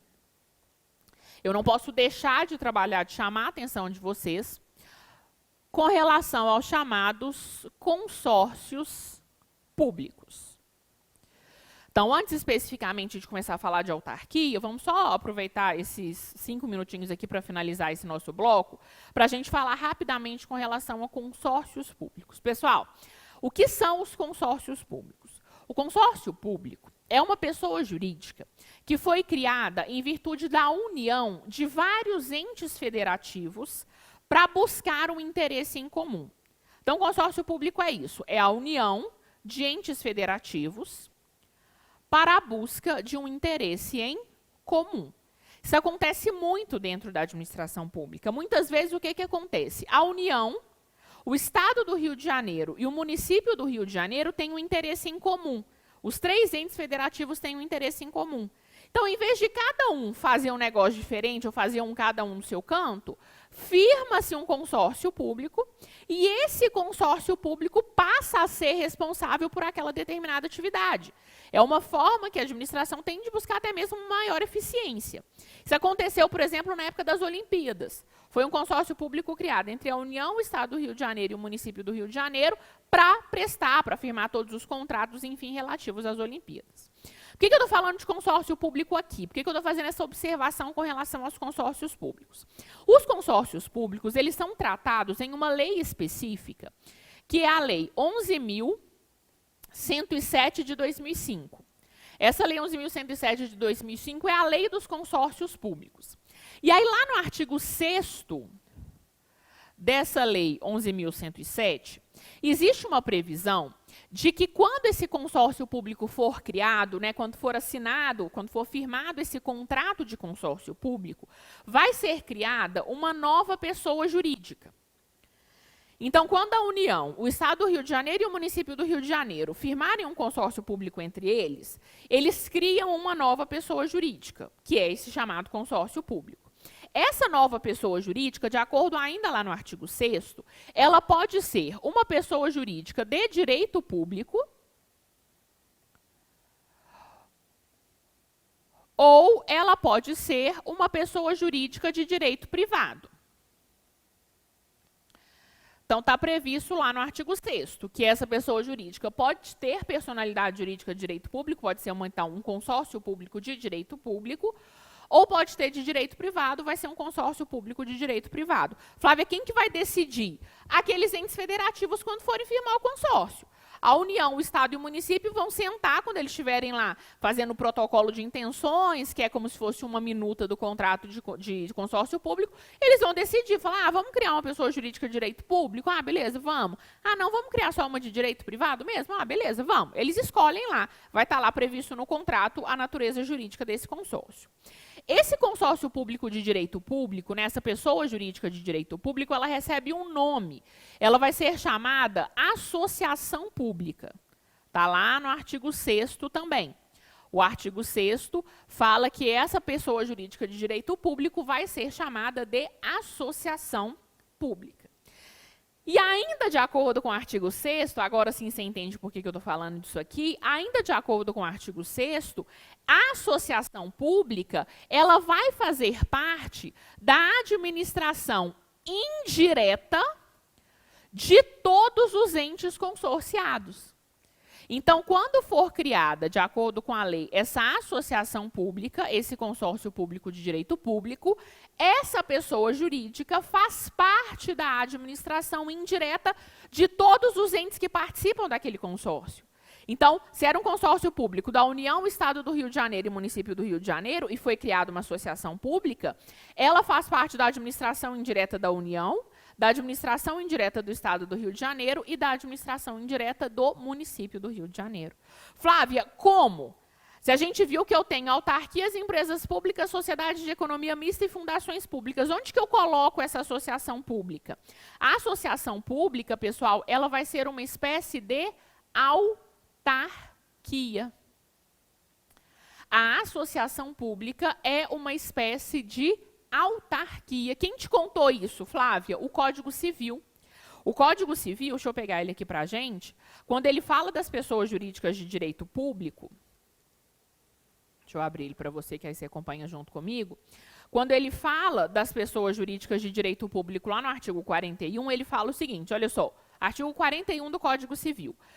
São pessoas jurídicas de direito público interno. 1, a União. 2, os estados, o Distrito Federal e os territórios. 3, os municípios, tá? Beleza? E aí, antes do inciso 4, falava de autarquias, tá vendo?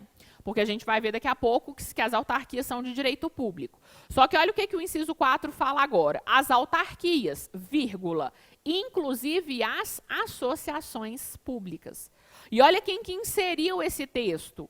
A Lei de Consórcios Públicos. Por que a Lei de Consórcios Públicos alterou o Código Civil e colocou esse inclusive as associações públicas? Para mostrar para a gente que consórcio público de direito público, ou seja, que a associação pública é uma espécie de autarquia.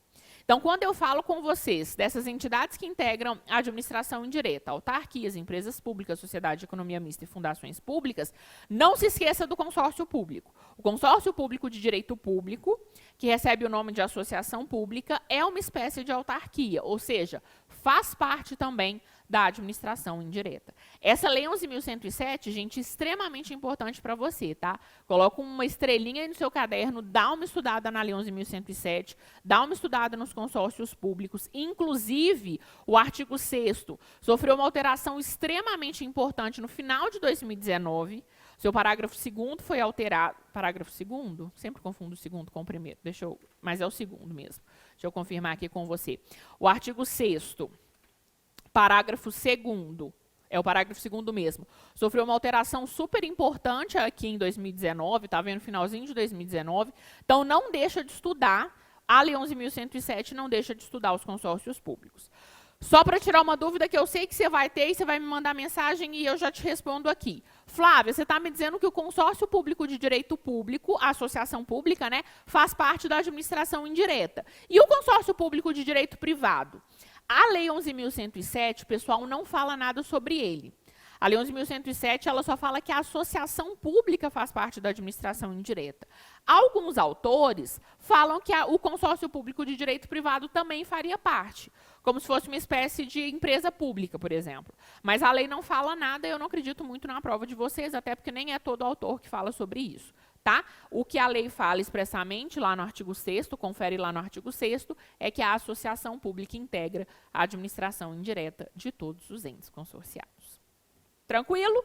Tá, beleza? O que a gente tem que fazer a partir de agora, então? Entender essas entidades. Eu preciso entender a autarquia, eu preciso entender a empresa pública e a sociedade de economia mista, eu preciso entender as fundações públicas. Bora fazer isso? Pessoal, bora então para a gente continuar trabalhando essas entidades que a gente viu que integram a chamada administração pública indireta, na verdade, continuar, não começar, né? Falei rapidamente com vocês dos consórcios públicos. A primeira entidade, então, que a gente tem que trabalhar são as chamadas autarquias. Então, aí no seu caderno, 4.1, autarquias. E aí eu separei alguns pontos com relação às autarquias que apareciam para a gente no edital, que eu considero pontos principais dessas entidades, para a gente conseguir entender, para a gente conseguir trabalhar. Primeira coisa, obviamente, eu preciso trabalhar um conceito com você de autarquia. Eu preciso entender com você o que é uma autarquia, não é isso? Então, coloca aí para mim no seu caderno o conceito, para quem quiser, obviamente, anotar, coloca para a gente o conceito de autarquia. Coloca o seguinte, autarquias são pessoas jurídicas de direito público, são pessoas jurídicas de direito público, vírgula, criadas por lei, aliás, coloca criadas por lei específica, para ficar mais completinho. Criadas por lei específica para o exercício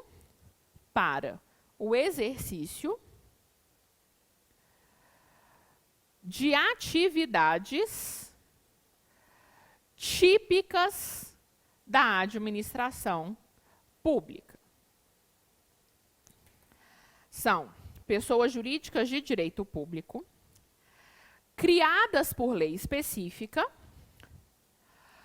para o exercício de atividades típicas da administração pública. Anotado? Beleza. Vamos entender, então, esses pontos, né, esses elementos dentro desse nosso conceito. Pessoal, primeira coisa, toda autarquia é pessoa jurídica de direito público. Toda autarquia tem personalidade jurídica de direito público. Nunca vai existir uma autarquia, pessoa jurídica de direito privado. Então, sempre que a gente pensa em autarquia, ela tem essa natureza jurídica de direito público. Tá claro? Tá tranquilo? Então, beleza. Então, do mesmo jeito que a União, que o Estado, que o Distrito Federal, o município são pessoas jurídicas de direito público, a autarquia também é. Então, em princípio, essas normas de direito público são perfeitamente aplicáveis às autarquias. Vou trazer e falar das principais características delas, mas a ideia é essa. Ela tem essa prerrogativa de ser uma pessoa jurídica de direito público. Ok? Ok.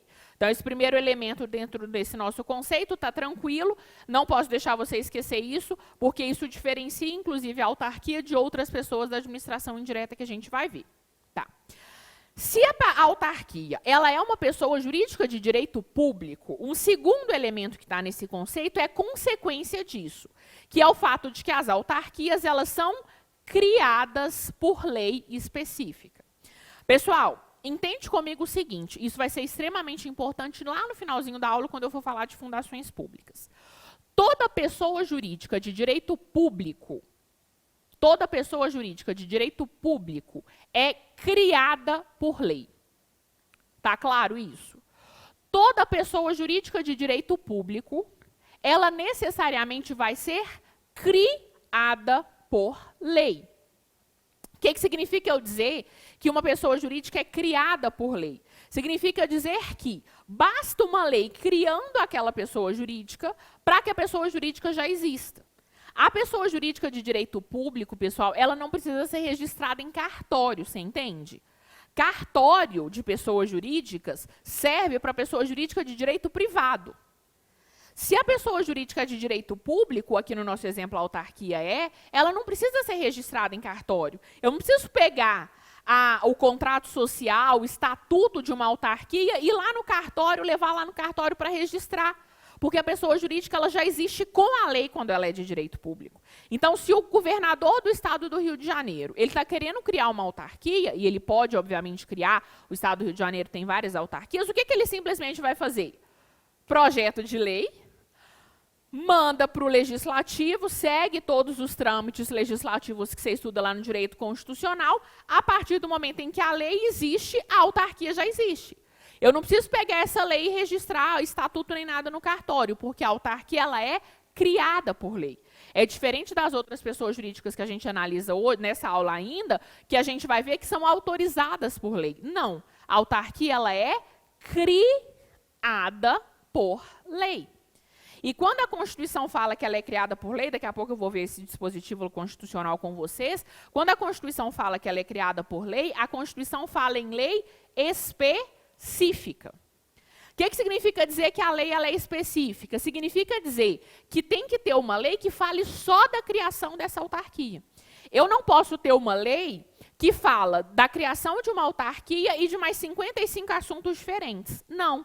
Quando o governador, pensando no âmbito estadual, mas óbvio que pode ser o prefeito, pode ser o presidente da República, quando o governador do estado do Rio vai criar uma autarquia, ele vai fazer um projeto de lei falando só da criação daquela autarquia. É o único assunto. A lei ela tem que ser específica. Cuidado que a Constituição não fala lei complementar. Tem muita gente que confunde isso. Acha que para criar autarquia tem que ser lei complementar. Não tem, não. A Constituição fala lei específica. Somente por lei específica poderá ser criada a autarquia. Se a Constituição não está falando que é lei complementar, tem que ser lei complementar? Não.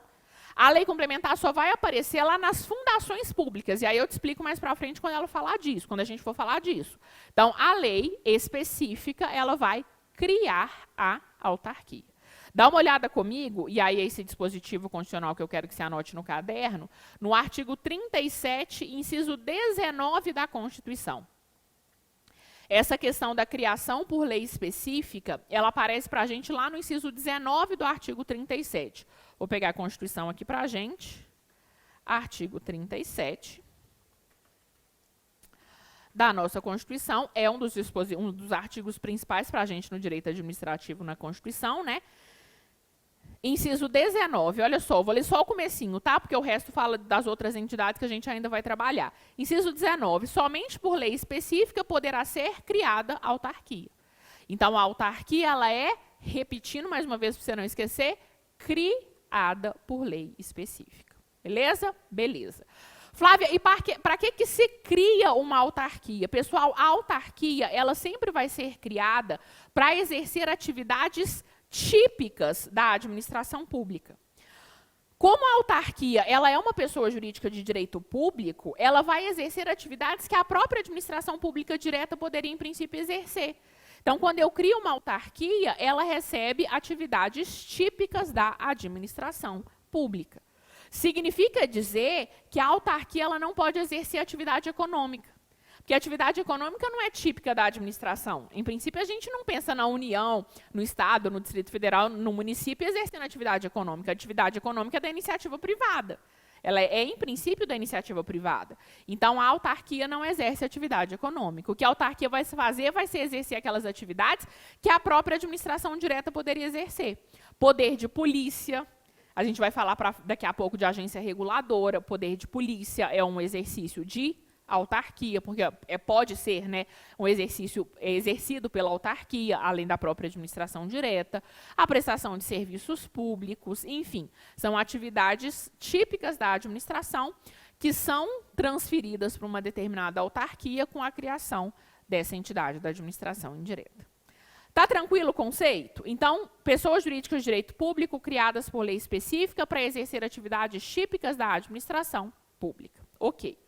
Vamos aprofundar nessas autarquias. Eu coloquei alguns pontos, alguns assuntos que a gente tem que trabalhar dentro de autarquia para a gente entender de forma completa essas chamadas autarquias, essas primeiras pessoas jurídicas que a gente está analisando aqui. Primeiro ponto, depois do conceito, que eu acho que vale a pena a gente trabalhar, é a questão do patrimônio. Do patrimônio? Não, né, Flávia? Do patrimônio. Deixa eu consertar aqui. É a questão do patrimônio. Desculpa o erro, tá, gente? É coisa de cabeça da professora mesmo. O patrimônio dessas autarquias. Quando eu falo que a gente tem que analisar o patrimônio das autarquias, basicamente o que eu estou te dizendo é o seguinte. A gente tem que analisar e chegar a uma conclusão e colocar no seu caderno se as autarquias elas têm bens públicos ou se as autarquias elas têm bens privados. A minha pergunta simplesmente é essa. Os bens das autarquias, né? Porque a autarquia ela pode ter bens móveis, bens imóveis. Os bens que pertencem a essas autarquias são bens públicos ou são bens privados? O que você acha? Quem que vai responder essa nossa pergunta? Quem que vai dizer para a gente se a autarquia tem bens públicos ou bens privados? O Código Civil. O Código Civil, ele traz um conceito de bens públicos lá no artigo 98. Então, mais uma vez, a gente indo lá no Código Civil, mais uma vez, a gente indo lá no código do professor Bruno Zampier. O artigo 98 do Código Civil, ele traz para a gente um conceito de bens públicos. E aí, basicamente, eu vou ler com vocês esse conceito, mas, basicamente, o que o Código Civil diz é o seguinte. São públicos os bens que pertencem às pessoas jurídicas de direito público, interno. Não faz diferença nenhuma para a gente, mas enfim, são públicos os bens pertencentes às pessoas jurídicas de direito público interno. Os outros são bens privados. Os demais são bens privados.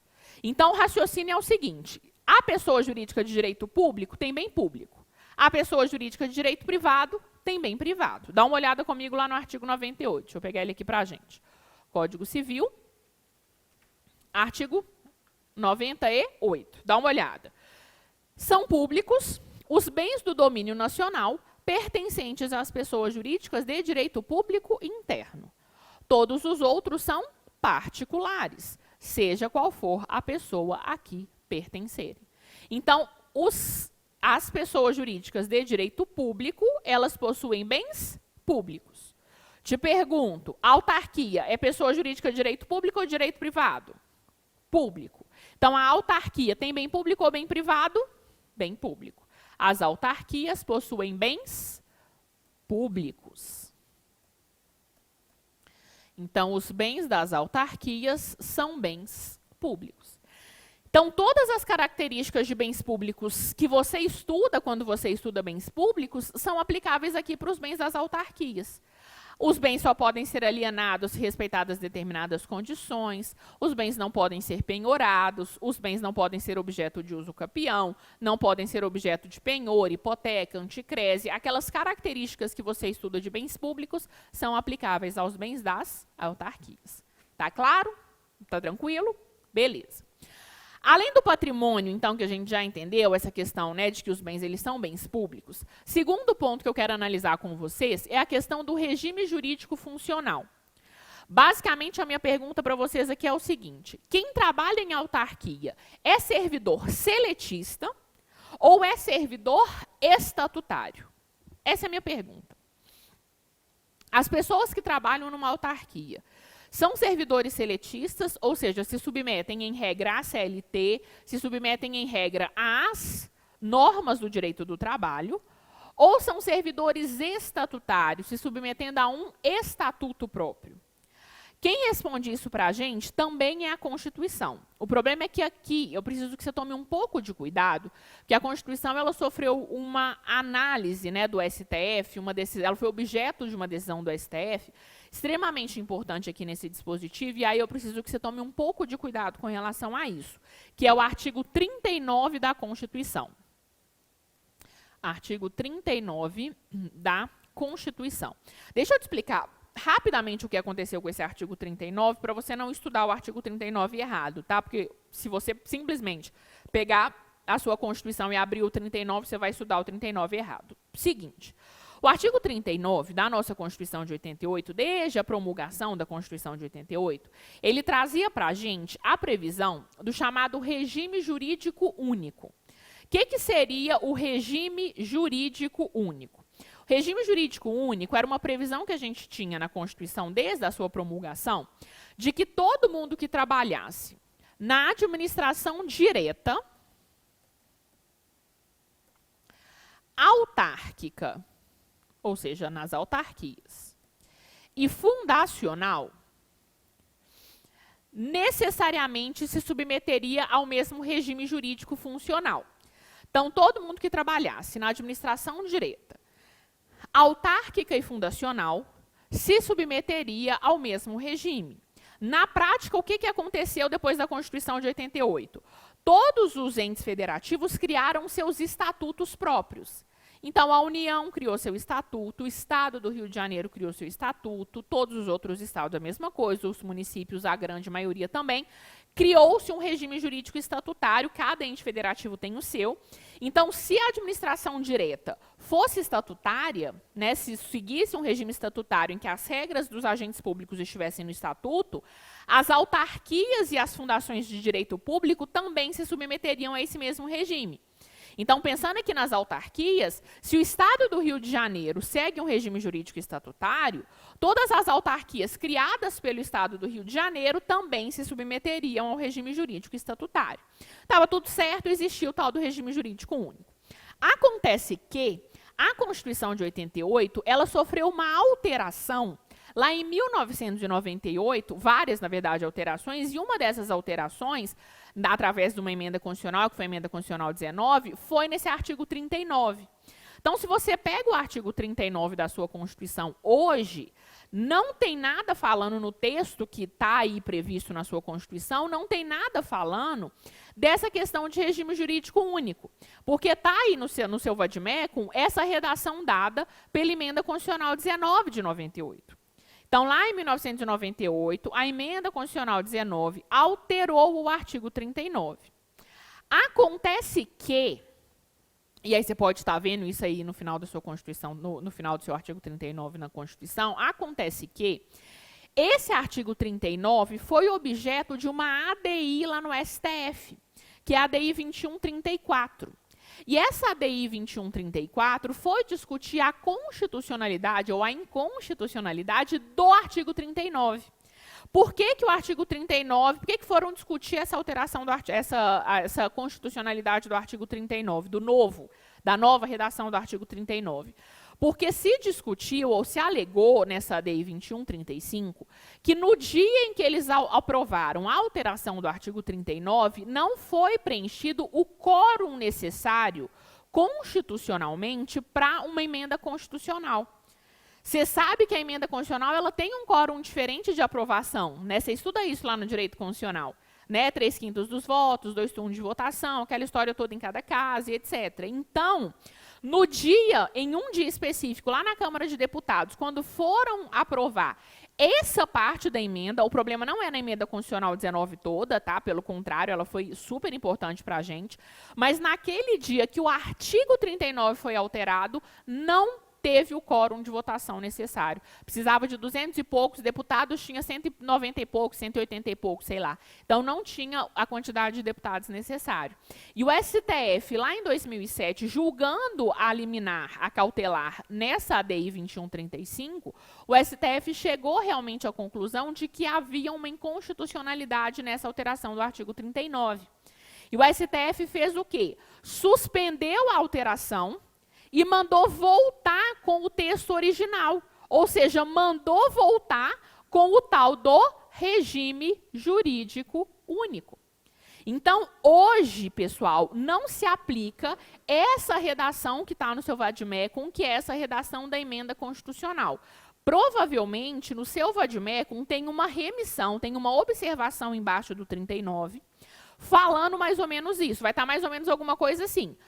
O STF, na decisão da medida cautelar, na ADI 2135.4, dígito 4, decidiu pela suspensão da alteração dada pela emenda constitucional 19 de 98 e determinou a aplicação da redação original. E aí vai estar, 2 pontos, abre aspas, e aí vai estar a redação original, que é essa redação que fala basicamente do regime jurídico único. O que aplica-se hoje, pensando nessa suspensão da alteração do artigo 39? A União, os estados do Distrito Federal e os municípios instituirão, no âmbito de sua competência, regime jurídico único e planos de carreira para os servidores da administração pública direta, das autarquias e das fundações públicas. Então, continuamos tendo o regime jurídico único. Então, te pergunto, se o Estado do Rio de Janeiro tem regime jurídico estatutário, porque de fato ele tem, né, existe um estatuto jurídico para os servidores do âmbito do Rio de Janeiro, do Estado do Rio de Janeiro, se o Estado do Rio de Janeiro, a administração direta, tem regime jurídico estatutário, se os seus servidores são servidores estatutários, as autarquias criadas pelo Estado do Rio de Janeiro têm servidor estatutário ou seletista? Estatutário. Então, aplica-se o regime jurídico único, o regime da administração direta também é aplicado para as autarquias. Tá claro isso? Então, qual que é o regime jurídico funcional das autarquias? Gente, sempre o mesmo da administração direta. Então, sempre vai seguir o mesmo da administração direta, o regime jurídico, no caso do Estado do Rio de Janeiro, regime jurídico estatutário. Tá tranquilo? Entendeu o artigo 39? Então, não se aplica a redação dada pela emenda constitucional 98, emenda constitucional 19, lá em 98, aplica-se a redação original que fala do regime jurídico único. Beleza. Só que eu preciso que você coloque uma observação no seu caderno.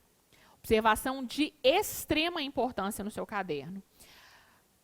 Porque a gente teve uma alteração em 2019, eu já falei dela aqui, pedi para você estudar, mas eu quero colocar isso no seu caderno para não gerar dúvida para você. Coloca uma observação, escreve o seguinte, e aí depois eu te explico para a gente entender. Coloca o seguinte: em regra, as autarquias seguem o mesmo regime da administração direta. Em regra, as autarquias seguem o mesmo regime da administração direta. Ou seja, aplica-se o regime jurídico único.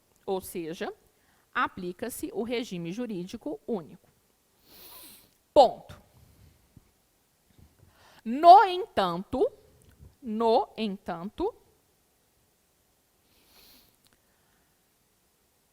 as associações públicas,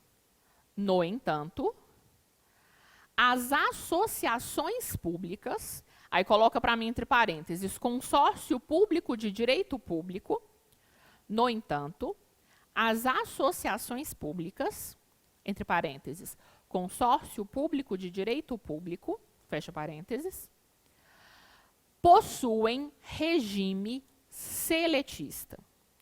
No entanto, as associações públicas, consórcios públicos de direito público, possuem regime seletista. Aí, se você quiser colocar o artigo aí para você conferir depois, aí eu vou te explicar aqui. Artigo 6º, parágrafo 2º da Lei 11.107 de 2005. Artigo 6º, parágrafo 2º da Lei 11.107 de 2005. Anotou? Olha para cá, então, e deixa eu te explicar. Lembra que quando a gente estava falando, lá meia hora atrás, 20 e poucos minutos atrás, quando a gente estava falando de consórcios públicos, a gente viu que os consórcios públicos podem ser de direito público e que aquele consórcio público de direito público recebe um nome que é o nome de associação pública e que essa associação pública era uma espécie de autarquia? Lembra disso? Lembra, não lembra?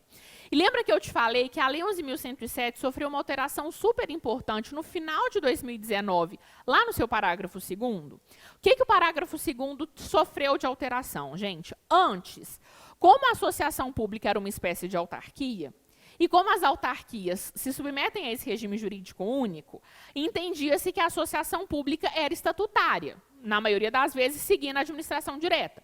Né? Então, se o Estado do Rio de Janeiro criasse uma pessoa jurídica de direito público num consórcio público firmado entre o Estado, o município, a União, enfim, aquele consórcio público, por ser pessoa jurídica de direito público, por ser uma espécie de autarquia, teria essa natureza de regime jurídico estatutário por ser de direito público, por ser autarquia.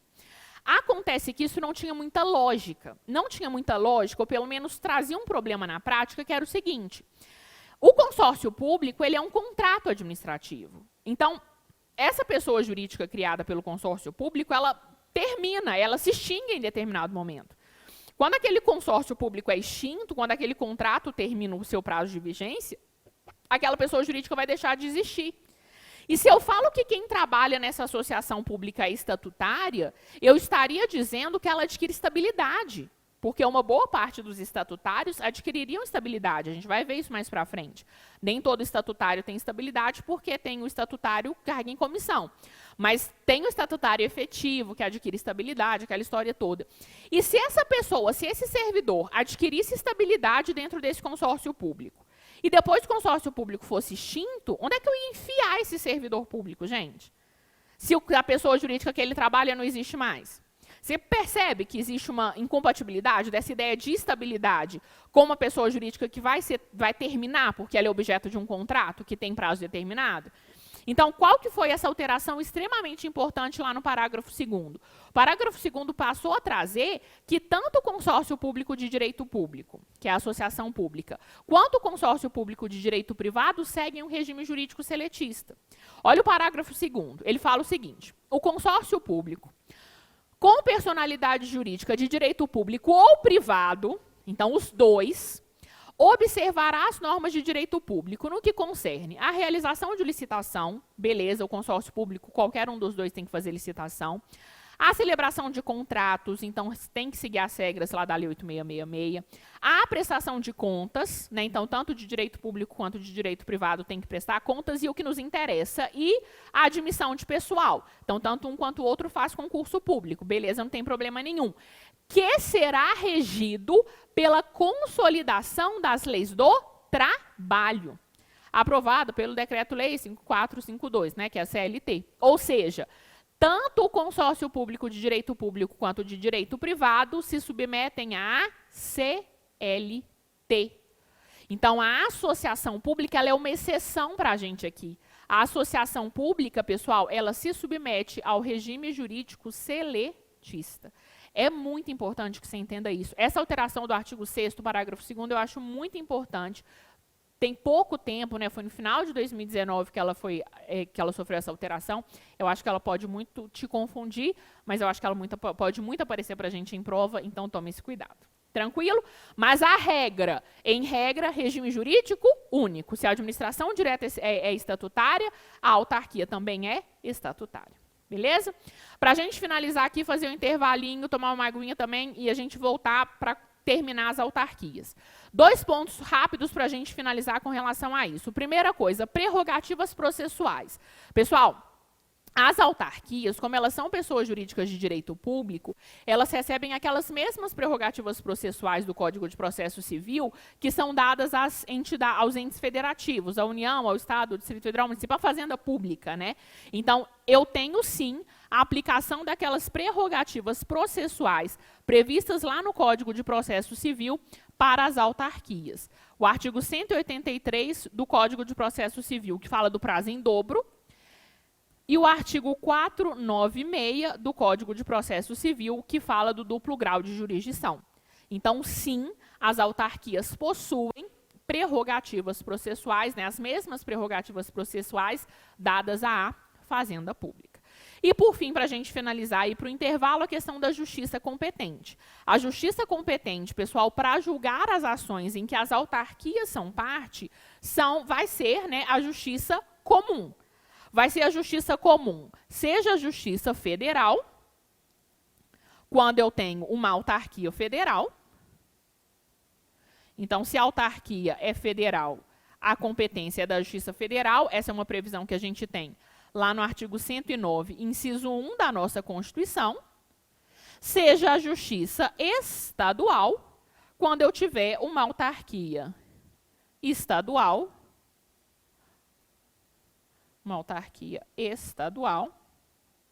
distrital ou municipal. Ou seja, se foi o Estado que criou uma autarquia, se foi o Distrito Federal que criou uma autarquia, ou se foi o município que criou aquela autarquia, as ações judiciais em que essa autarquia faz parte são de competência da Justiça estadual. Flávia, os conflitos entre os servidores das autarquias e aquela autarquia são de competência da Justiça do Trabalho? Também não. A gente está pensando no regime em regra seletista. Desculpa, um regime em regra estatutário. Se o regime é estatutário, a competência é da Justiça Comum. Só vai para a Justiça do Trabalho a competência, só vai ser competência da Justiça do Trabalho os servidores seletistas. Tranquilo?